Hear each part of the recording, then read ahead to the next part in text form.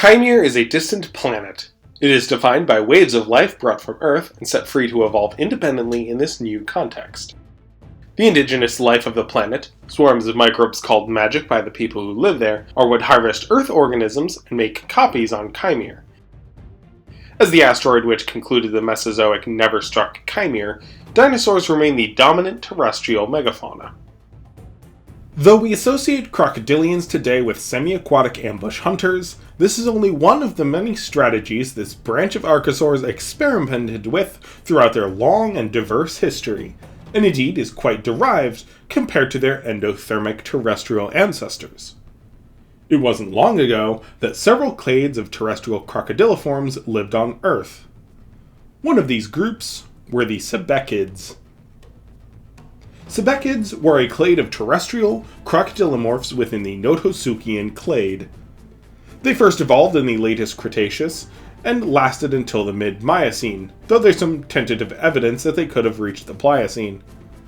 True Sebecids seem to have been largely endemic to South America, save for their earliest member, the Mesozoic European Ogresuchus, along with the probable Sebecid Dentaneosuchus, though there are some other European close relatives that thrived during the Eocene and in African taxa which may belong to the same clade.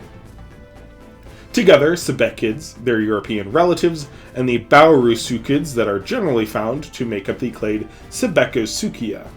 That said, some studies do find Baurusuchids to be more distant relatives. All this to say, the phylogeny of Notosuchians, in general, does not have a firmly established consensus. Sebecids and their clade have a tenuous history in Kaimere.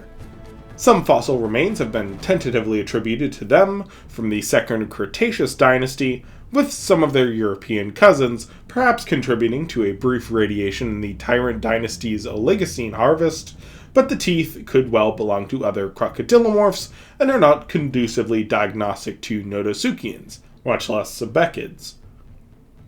This ambiguity is cast aside following the dynastic extinction with the arrival of Sebecids from mid-Miocene South America. By trapping carbon, the massive spread of jungles after the dynastic extinction brought the temperatures of the known world down several degrees, such that it was analogous to the home world of mid-Miocene fauna. Still warmer than Earth today, of course, but cooler than it would have been during the Tyrant dynasty. The niche of these dense forests permeating Nikar and Arvel at the time already had a top predator. However, Sebecids, now assigned to the genus Barinasuchus, established themselves on both continents, having a lot of success in Nikar. Barinasuchus was substantially larger than Amphicyondirus, though being an ectotherm required a lot less food, being key to its success in the overgrown hothouse climate. At its peak, the largest fossils are of Barinasuchus painapnix, an animal over 2 tons in mass and nearly 7 meters long. There was a second Sebecid genus common in formations of this age, best known from a nearly complete skeleton in the southern crescent not far from the Great Library, in which it is housed. This specimen, dated to 12.5 million years ago, is a lot smaller than the 6-meter Barinasuchus, being only 2 meters long. It had long limbs and is theorized to have been a fairly nimble predator in comparison to the much more robust Barinasuchus. As this animal has not been described or discovered on Earth, the genus Sebecocyan remains favored, though many in the assembly assume an Earth counterpart will inevitably be discovered. If it does, Sebecocyan will be replaced by whatever name is given on Earth. The assembly must keep Chimeran taxa a secret, meaning that a private naming convention is ineligible for official publication. Assembly names are, by definition, informal. Because of this, they must defer to public and peer-reviewed nomenclature whenever conflict arises. Langstonia was a third Sebecid in these formations, though it has only been confirmed through fragmentary remains. These were usually lumped in with Sebecocyan, but with the taxon's discovery and description on Earth in the 60s, some of the material was moved to this genus. While assumed to be a sister taxon to Sebecid, there are enough differences in teeth, which are more compressed in Sebecid, and Langstonia has narrower jaws. Also, Langstonia can exceed 3 meters, while the largest Sebecid is only 2 meters in length. During the first half of what is often called the Warring Clades period in Chimere's prehistory, when many different lineages were undertaking adaptive radiations and fiercely competing for niches, Berinosuchus proudly carried Sebecids into the ranks of top predator. Even as Megaraptorans of the Steraconichid clade got larger, Berinosuchus remained a top predator of worm-dense forests, in some regions specializing in proboscideans, though overall being a generalist apex predator. They lacked the endurance to chase prey for very long, so relied upon dense brush to get close to their prey before an attack. Blade-like teeth backed by powerful jaws meant that little was off the menu, as long as they could catch it. Unfortunately, this context so ideal for them was not to last. Titanosaurs arrived from Hyrule 12 million years ago. They cleared much of the forest, causing a floral turnover which itself contributed to a mass extinction of herbivores, but the act of opening the forest released a lot of carbon which, coupled with the heat produced by the Titanosaurs, made Chimere a lot warmer. Amphision was hit extremely hard by the heat and quickly went extinct in the known world. This heat was fine for Berinosuchus, but without ample cover from which they could ambush prey, they were also outcompeted by the more cursorial Steraconichid Megaraptorans. It appears they held on in some closed jungles for a few million years, but the last teeth attributed to Berinosuchus painapnex were dated to 9 million years ago. The much smaller Sebecid genera, Sebecid and Langstonia, didn't fare much longer. They endured longer and more successfully than their giant cousin, but it appears Nimrovids and Dromaeosaurs did better in the remaining dense forests. Though a skull of an animal descended from Sebecid was found in the Anchor period, corresponding to roughly 5 million years ago, they are not found in the known world since. For over a century, assembly naturalists reconstructed Chimeran Sebecids as analogous to terrestrial crocodiles as possible, with osteoderms, scales, and scutes covered only by thin keratin. Indeed, this may hold up with some taxa. However, several Notosuchians have been inferred to have their osteoderm set deep within the skin and covered by thick, smooth hide, similar to the shells of leatherback and softshell turtles. This has not been supported for any Sebecids directly, and indeed the osteoderms of Sebecids and their cousins often have tall keels that would at least prohibit a fully smooth appearance. Also, if Pinero et al. Are correct, Baurasuchids included in the dermal studies may not be closely related to Sebecids, and therefore the conclusion holds a bit less weight for the clade specifically. We're used to using crocodilians lacking lips to cover their teeth and protect enamel from dehydration. This isn't necessary for the aquatic animals. Hesperasuchus implies that lips were the basal condition for Pseudosuchians, and since Sebecids didn't have any aquatic stages in their evolution, it may be parsimonious to assume they had lips. Then again, the skull texture in Sebecids looks more similar to lipless crocs than lipped lizards, at least to my amateur understanding. So that may be some evidence against it. Terrestrial crocodilians have long been spoken of in the jungles of the Eastern Crescent Peninsula. Though the Great Library has specimens, and indeed were classified in the same librarian clade designation as Sebecids, it was not until 2014 that an expedition of the jungles saw the collection of a type specimen, and they were officially recognized by the Assembly. The creature was given the common and generic name Ammut, after the devourer of impure hearts in the religion of ancient Egyptians. Ammut is said to have features in the aspect of 3 great man-eaters of the Nile: crocodile, hippopotamus, and lion. The Ammut in Kaimere is no chimera, but it does have an athletic build of a big cat and thick, smooth skin of a hippo stretched over the armor and fierce jaws of a crocodile, which inspired the name. There are several indigenous Chimeran names of the Telmeid people who live in these jungles, but in accordance to assembly policy, the peoples were avoided, so the name of the animal was not recorded during that excursion. A few were later corroborated by ethnographers of the Great Library, but the common name Ammut or Amit has already stuck. Although fossil Sebecids are presumed to be ectothermic, the Ammut is surprisingly active. It is assumed that metabolism is at least mesothermic, though this could simply be that they have highly efficient respiration and endurance, and living in a warm rainforest enables such activity. The inland range can get cool during winter, and they remain active, lending credence to the theory that they are more endothermic than crocodiles of Earth.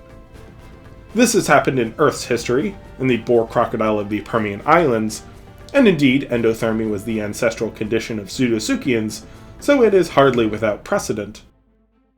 This environment in which they live, with dense foliage, moss covering every surface, and rapid streams covering a complex maze through stone, demands flexibility and athleticism. Amut are not only fast and sure-footed, they are surprisingly proficient, if not particularly swift, climbers. They have been spotted in trees and scaling tall cliffs. Many individuals were noted to have several healed injuries attributed to falls. This tells a story of an animal that may not be specialized for living in trees or scaling cliffs and caves, but a croc's gotta eat, and they have the fortitude to walk it off. Perhaps because they are terrestrial and therefore not restricted to having much smaller females so that they can nest on land, and indeed the benefits of them being small in their niche and environment, both sexes are around 3 meters long. Males tend to average around 10 to 15% larger, but there's still a lot of overlap. The osteoderms of Ammut are visible, though being below the Sebecid's thick hide, it gives a much smoother overall appearance than most crocodilians. Their limbs and tail, however, more strongly resemble conventional croc hide, albeit without as pronounced a gap between scales. It is believed that this integument with osteoderms below thick skin helps enable greater flexibility while retaining their impressive defenses. Indeed, their agility was repeatedly noted throughout the naturalists observing them. Thick, shock-absorbing skin may not have been an adaptation for surviving falls, but it certainly seems to offer at least some additional support. This protection also comes in handy not only in shrugging off bites from others of its kind, but when bringing down dangerous prey. A common prey item is the cougar sloth. The terrain of these forests is quite uneven, so there isn't a great diversity of megafauna. Sure-footed herbivores like these sloths do very well for themselves in the lush habitats with minimal competition. These mylodontoids have subdermal armor of their own, not to mention dense, thick fur, and they can often fight back ferociously with claws up to 8 inches long. However, the powerful jaws and serrated teeth of Ammut can deliver formidable wounds. They are a particularly potent set of teeth, a long fang on the lower jaw with an anterior and posterior corresponding fang on the upper jaw, which can deal quick finishing blows once the sloth is grappled into a favorable position. There are also several thescelosaurs. Largest is Thompson's goat bird, a 2 to 3 meter long cousin of the chianesh further north.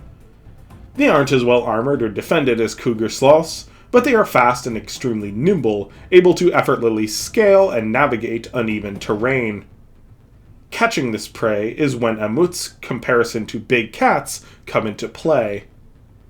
They may not be able to keep chase for very long, but with a well-executed ambush, they can accelerate faster and catch up as long as they aren't detected.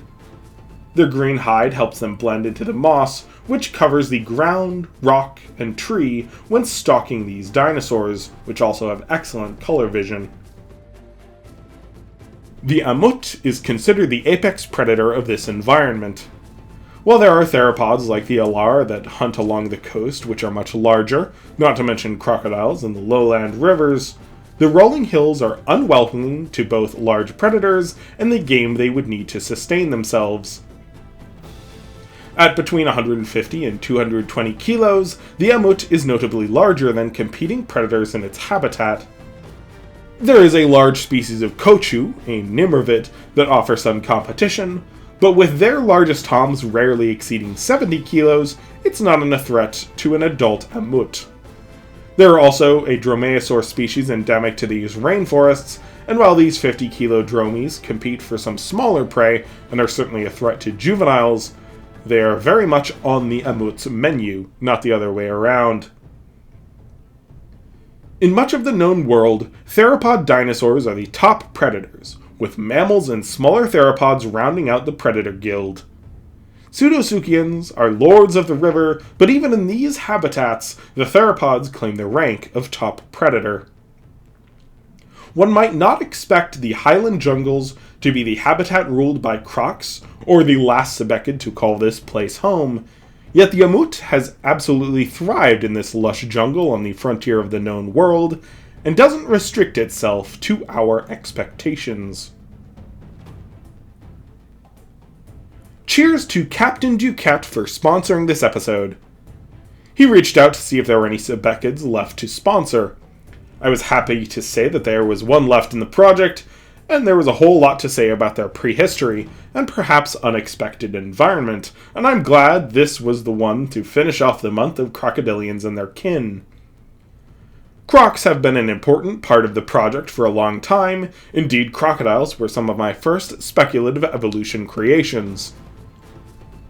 Unfortunately, their evolutionary history was daunting on a first pass, and illustrating them takes a very long time, so I'm quite thankful for these 4 episodes, giving sponsors all at once, so I really had time to properly study, work them into the ecology and natural history of the project, and of course, draw as many as I did. I wasn't able to fit in every species, but I think I covered enough that you have a pretty good sense of pseudosuchian diversity in Kaimere.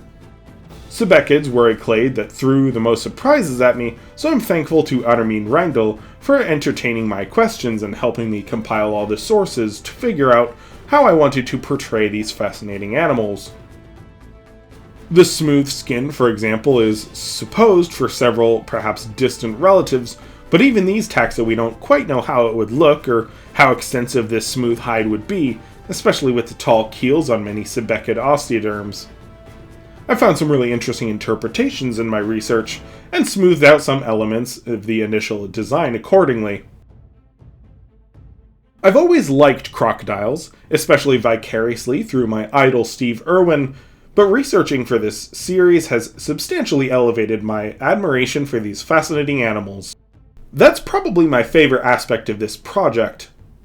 Sloths, terror birds, mosasaurs, sauropods, megaraptorans, and plesiosaurs were all on my radar, but I wouldn't say that they made the list of my favorite animals, and didn't really capture my passion until I added them to the project, later developing into a deep appreciation the more I learned and through designing their fictional descendants. Anyway, thanks again to Captain Duquette, to my Patreon patrons for your support, and thank you so much for watching this series. Have a fantastic day, everyone. Cheers, folks!